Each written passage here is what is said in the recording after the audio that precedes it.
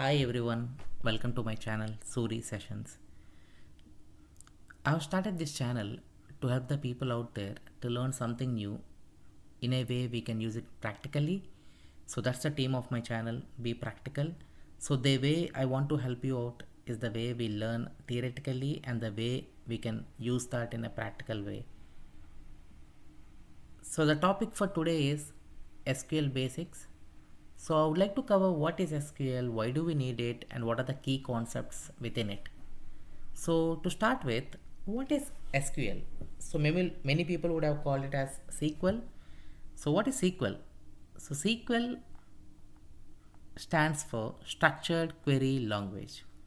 So the name itself is very particular. If you see what is structured, so there is a structure within it, and a query, so it can query, and it is a language.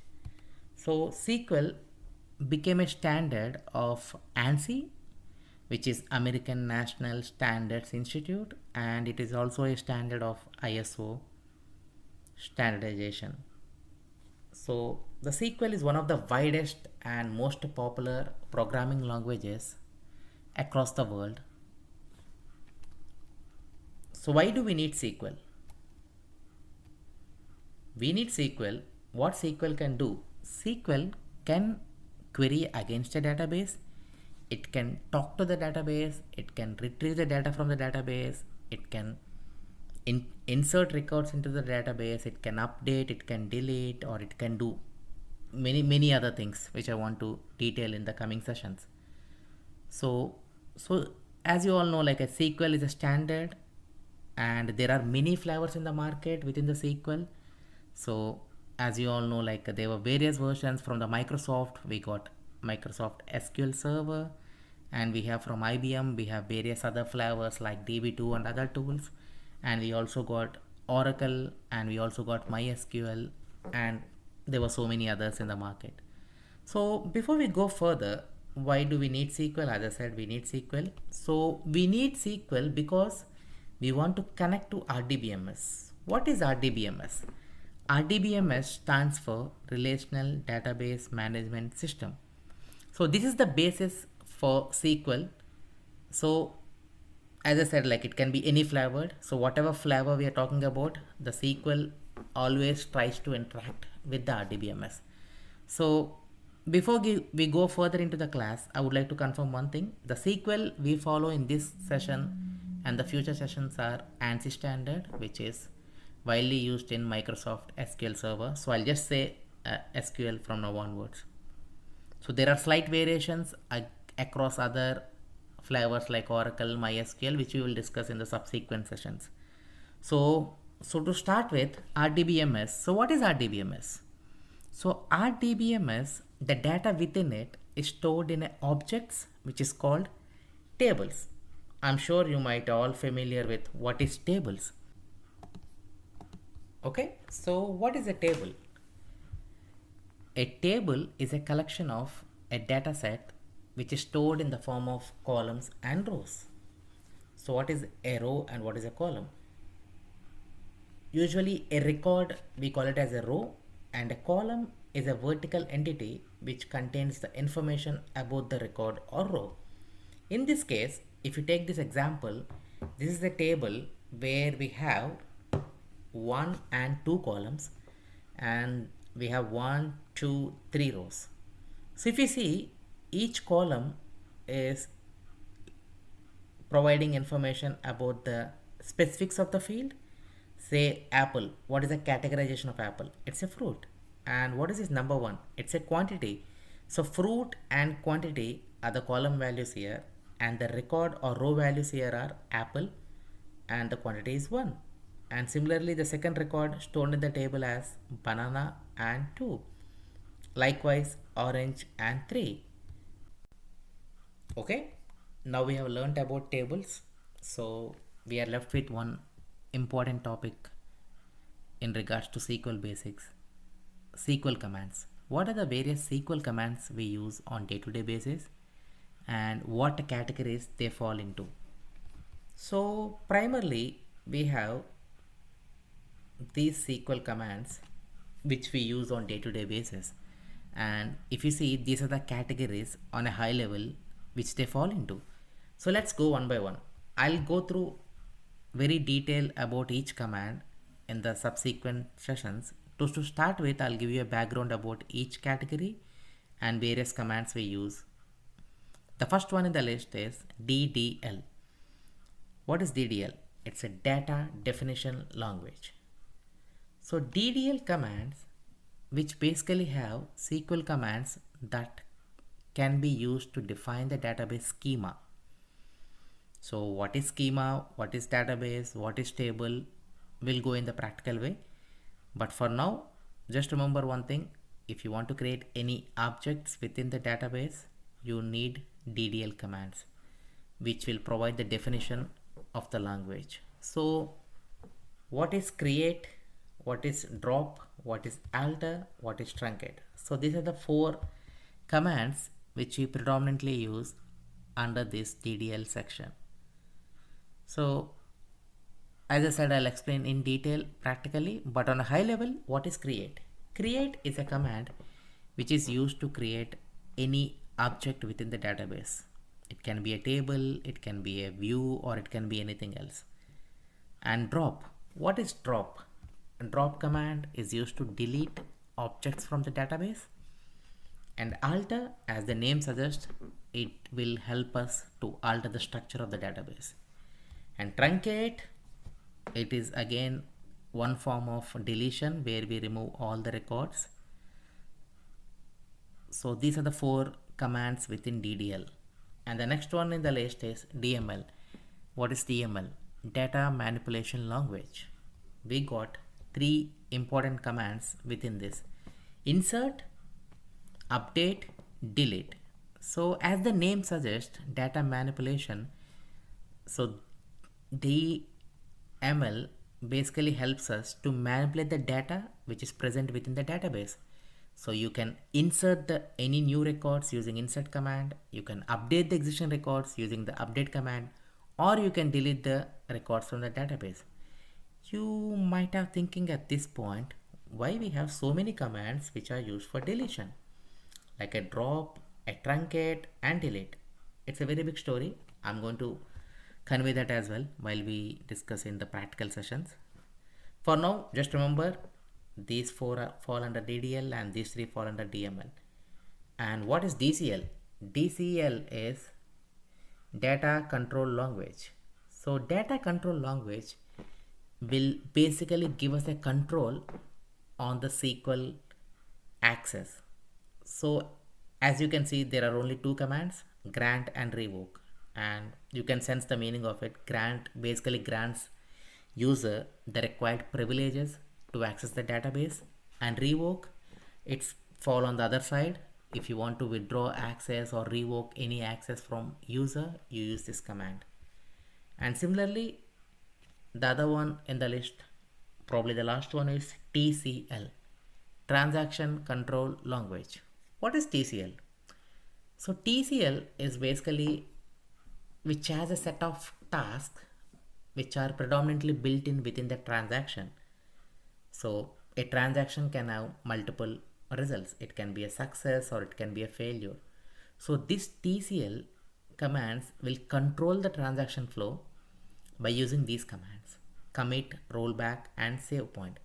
Commit. What is commit? On a high level, as the name suggests, it commits a transaction. That means when you're committing to something, you should stick to it. So when you add some data to the database and you don't want to get lost on that, you can just say commit it. Similarly, rollback. What is rollback? Oh no, I committed something, I need to roll it back. I did a mistake. In those cases, you need a rollback option which rollbacks a particular transaction in case of any errors or anything. A save point. What is save point? So save point is, again, as the name suggests, it's a point of particular saving mechanism which will help us to roll back in future. So you might be thinking, if you know basics about SQL, there is one very important command which is not visible here. What is it? I'm sure you might have guessed it by this time. It is the star. sorry, it is select. I have denoted it in star because this is the key command. Without this, there is no SQL. Even in future, once you learned or mastered in SQL, this is the only command which will be used predominantly across your work. So SQL, select are very related. So select, again, this is the important categorization data query language. So as the name suggests, this select will help us to query the data within each table. So select will be used to retrieve the data from database objects in the form of tables, views, or anything. So okay, now we have learned a basics of SQL. Let's play around practical way on all the concepts we learned so far. So to give you a detailed experience on accessing SQL, I'm just starting from basics. So you might have known few things, but please pardon me in case if it is a repetition. So if you want to connect to any database, as I said, SQL is a language which will help us to connect to the database.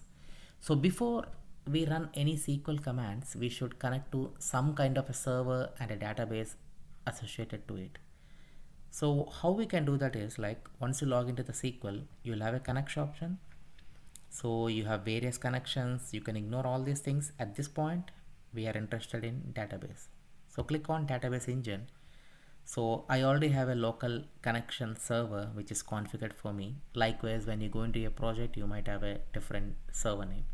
So I have a server, I have a authentication set to Windows authentication, and I'm connecting to it. Hooray, it's connected. So you could see as soon as it's connected, we could see various folders on the left hand side. So on a high level, I'll explain. So database will have all the details about the databases, and each database will have various names of the databases, and under database you could see the tables, views, synonyms, resources, etc. So to start with, what I would say, in line to what we have learned, I wanted to practice DDL commands. So you can see there is already a database which has been created as part of my testing, but you can ignore that. So let's go from the scratch. I think to save the time, I have pre-configured few queries which I want to play around. So the first one in the list, we are learning about create. So whenever you're writing something in the SQL Command Explorer, okay, I think I have not shown it how to go into the query window. What I do is, like, you can right click and click on new query, or you have a button new query here. You can use any of it. So let's open this. So if you can see, it opened a blank page. So here the important thing we want to learn today is DDL commands. So you could see as soon as I put the hyphens, you could see the color coding change to green. What it is? So SQL recognized it is a comment, so it won't treat it as a command when executing the code. So you can write n number of commands as soon as you start with hyphens, or you have something like a backslash and a star. Even that can also be treated as a command. The only thing is, like, you can add multiple lines, and as soon as you close it, it will treat it as a command. Otherwise, whatever falls after this, it will treat as a command unless you close it. So okay, to make it cleaner, I've deleted that. So we got a DDL, we got a create. So create, what we can create? So we can create a database, we can create a table, we can create a view, and various other things. I think to start with, let's create a database. So what is the syntax to create the database? You know the command which we already learned. So the key command, the first command we learned is create. So let's use create. But create, what we are interested, we want to create a database. Create database. What do you want to give the name as? So let's give it as test DB. It's looking very easy now. So let's search it. Okay, So since I have written the command, how do we actually execute it? So there are various options. So you can have a button execute, which will execute the whole lines of code within this page, or you have a shortcut of control E. You can use any of it. So for now I'll use control E since I got used to it. You could see it said command completed successfully and it has given a complete time. Okay, so that means the command is successful. But how do we know that a database has been created? Good question. So what can be done is, so the only way we could see is to refresh this server. How do we refresh? So there is a button here, refresh. So you go here and click on it. It will refresh the server. So when you browse through the database, you could see a new database created, testdb. Oh, that's great. Just a simple command has created a database. So now the task is, since we have created a database, we need to make sure we have tables associated within the database, which holds all the key data, and then we can play around with various DML commands later. I think since our primary focus is on creation, so we created a database, so let's comment it. So I don't want to execute this code again. Okay, you can also think what will happen if I execute it again. You could see a database testdb already exists. Choose a different name. So SQL is actually validating it, whatever commands you're running. So now let's create a table. So as I said, I've already configured few tables for our better understanding. So I'm just copy it for your reference. Okay, so this is the table I would like to create. So before I go into creation, I would like to explain the structure. So the command we use is create table, similar to database, and table name. What table name you would like to give? Customers. I want to put this table name as customers. And what are the columns? As I said, each table holds data in the form of rows and columns. So always columns denotes the significance of the field. So whatever columns you would like to hold, you need to define them. So in the customers table, I want to have a customer ID, customer name, address, city, and country. And what are these? INT, VAR, CHAR. I think if you are familiar with any programming language, these are the data types. Since the customer ID field is a numeric field, I have given a data type as int, which is an integer. And customer name, address, city, and country can be a character, or it is a combination of characters and integers. So if you know something like that, you should always define it as varchar, which is size of 255, which is the maximum size. You can even decrease that according to your requirement. And what is this primary key? Good question. So we can go into the detail at later point, but for now, just remember primary key is a unique key which defines each record. So there is a very good chance the customer names, there are more than one customer with the same name and even same surname, but customer ID will always be unique. So not null. What is not null? That means we are defining this column as not null, which is non-nullable column. Since it is a primary key, we don't want to leave blank. So in future, if you want to browse through the records, if the primary key itself is null, there might be multiple records with null values, which will hamper the data quality. So that is why we define the column name, we define the data type, and if you want, you can define the characteristic of primary key and not null, which is not mandatory, but I just wanted to go with the structure, so I've defined this.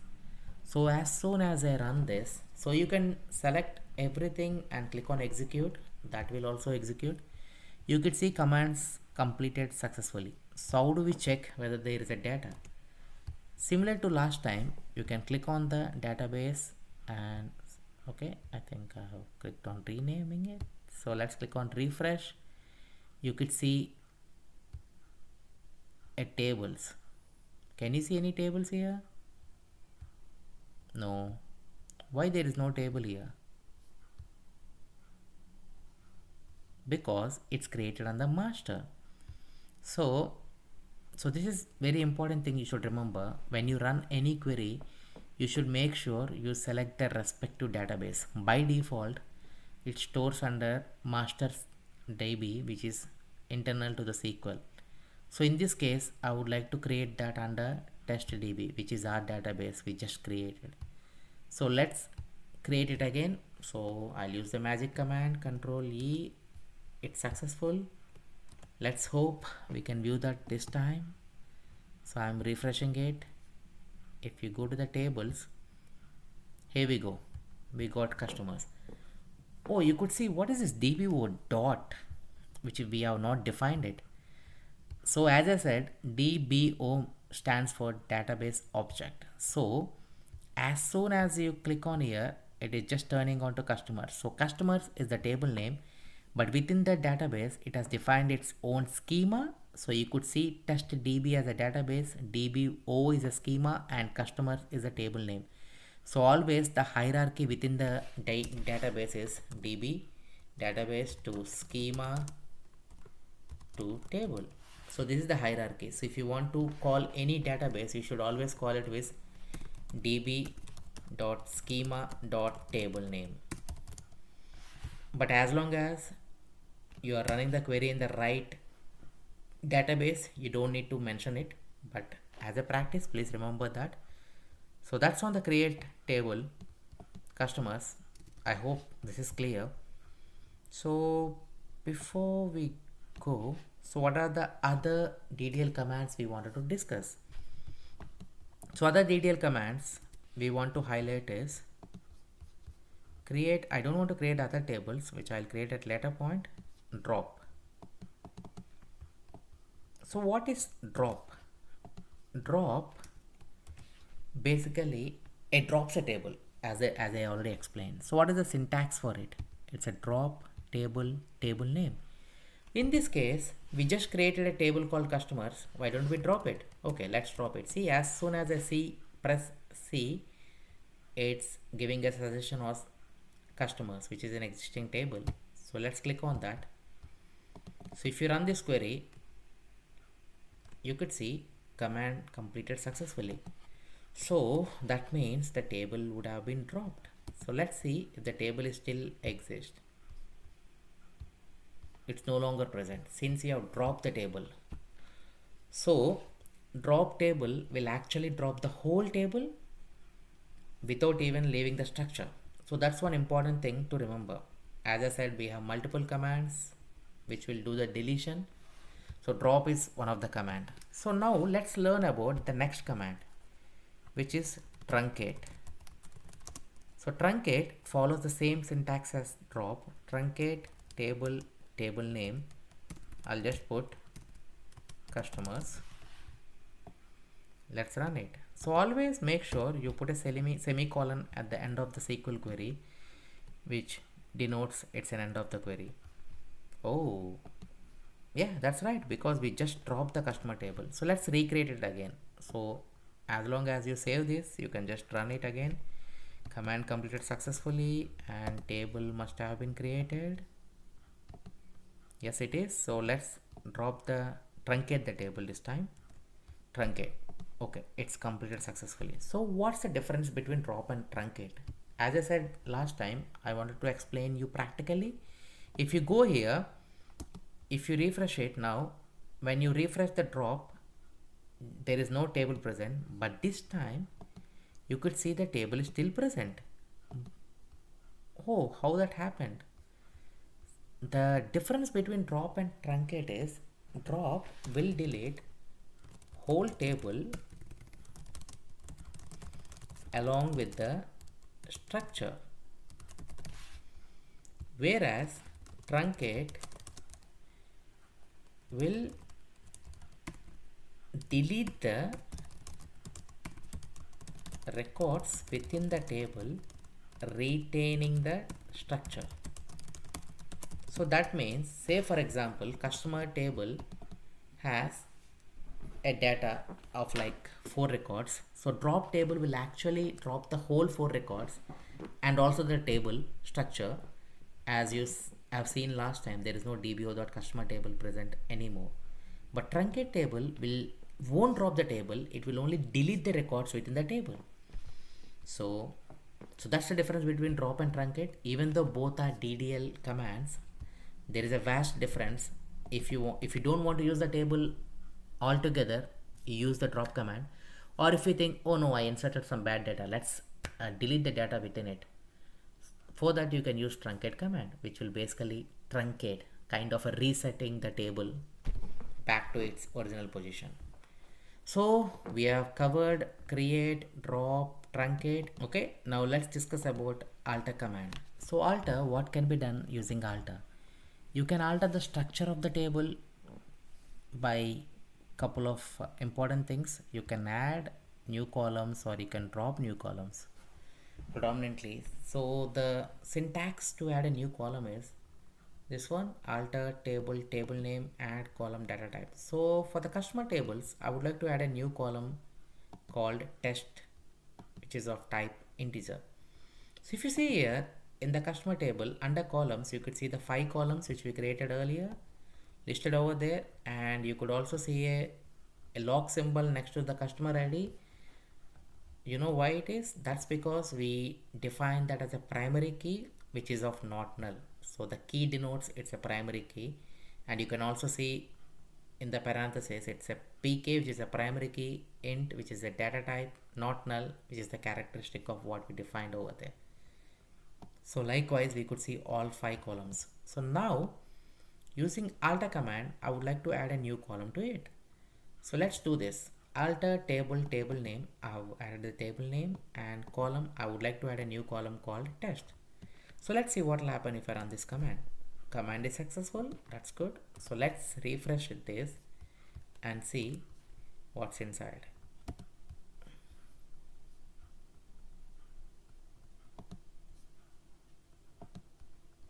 You could see the test column has been added. That's good. So now, since you have tested add, why don't we test the drop as well? So it follows a similar structure: alter table, table name, drop, what column you want to drop, and give the column name. I'll just drop the column which we just created. So if I run this command, it's completed successful, and let's refresh it. As soon as we do this, I hope, yes, the test column is no longer present. So yes, so everyone, like we have covered all the key topics within the DDL. I don't want to put everything in your mind at one point, so let's split this in the future sessions. For now, I hope you have understood about a basic concepts of the SQL, RDBMS, table, and what are the various categorizations within the SQL commands, DDL, DML, DCL, TCL, and most importantly DQL. So for now, I've given you an overview of what is SQL Server, how do you access and how do you connect to a server, how can you view the table, how can you create the table, how can you define the characteristics of it, and how can you drop it, how can you truncate it, how can you alter it. I hope you have enjoyed this session. So let's continue in the next session. Please do like, share, and subscribe our channel. Thank you very much for your support. Signing off, Suri.